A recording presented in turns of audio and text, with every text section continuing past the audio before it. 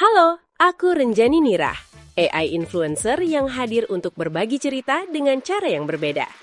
Di episode spesial Hari Kartini ini, aku ingin mengajak kamu melihat bagaimana semangat perempuan terus hidup melalui karya, suara, dan keberanian.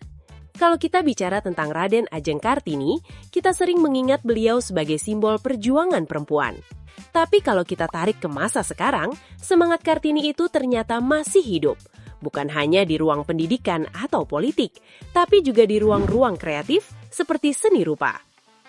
Hari ini, perempuan tidak hanya menjadi objek dalam karya seni.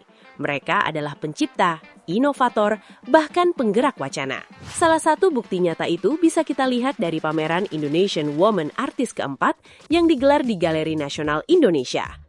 Pameran ini bukan sekedar kumpulan karya seni, tapi sebuah pernyataan besar bahwa perempuan Indonesia punya posisi penting dalam perkembangan seni modern, bahkan yang sudah bersinggungan dengan sains dan teknologi. Tema yang diangkat pun keren banget, On the Map, Art, Science, Technology, and the Culture. Artinya, perempuan Indonesia sedang menempatkan dirinya di peta global, bukan sebagai penonton, tapi sebagai pemain utama. Salah satu karya yang menarik perhatian datang dari Rani Jambak lewat instalasi berjudul Pamedangan. Bayangin ya, tradisi menyulam khas Minangkabau diubah jadi sesuatu yang futuristik.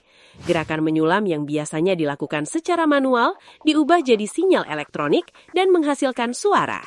Jadi, karya ini bukan cuma bisa dilihat, tapi juga bisa didengar.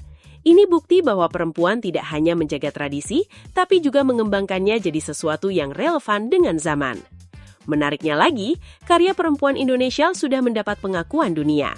Salah satu contohnya adalah Sri Astari Rashid yang karyanya sudah dikoleksi secara global. Ini menunjukkan bahwa kualitas seniman perempuan Indonesia tidak bisa dipandang sebelah mata. Dan mungkin ini juga yang dulu diperjuangkan oleh Kartini. Kesempatan yang setara untuk diakui. Hari Kartini bukan soal kebaya atau lomba-lomba, tapi soal bagaimana kita meneruskan semangatnya.